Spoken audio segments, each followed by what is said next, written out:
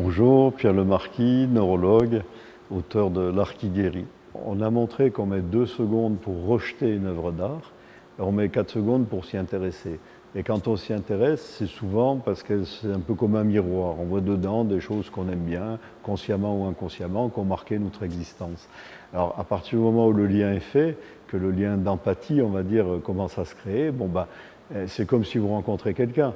Vous allez être attaché à quelqu'un, si d'autres personnes vous parlent de cette personne à laquelle vous attachez, vous allez mieux la connaître, vous aurez un portrait en creux qui va compléter l'impression personnelle que vous avez. Quand vous êtes face à quelque chose de beau, on est en amont du langage, et puis votre cerveau, il demande que ça. Vous voyez. Donc vous allez, sur le plan purement chimique, vous allez sécréter plein de substances qui vont vous faire du bien. On peut les détailler, la dopamine qui est nécessaire à l'élan vital, qui vous donne envie de vivre, qui vous donne envie de bouger.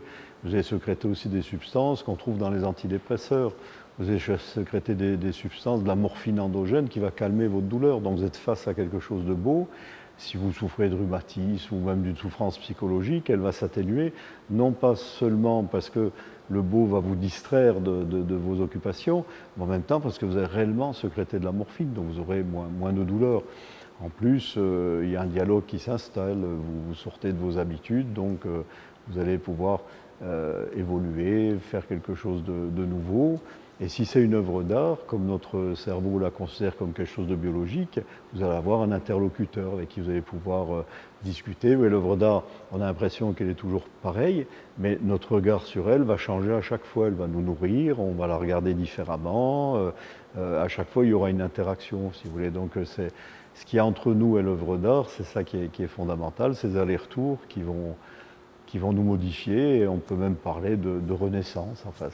Souvent, quand vous avez quelque chose qui vous fait plaisir, notamment si c'est du point de vue culturel, vous aimez bien en parler aux autres. Vous avez découvert quelque chose qui a fait plaisir, vous voulez que les autres en profitent. Vous voyez. Donc l'art nous incite à le communiquer, à le partager avec les autres. C'est souvent une activité sociale, quoi, si vous voulez.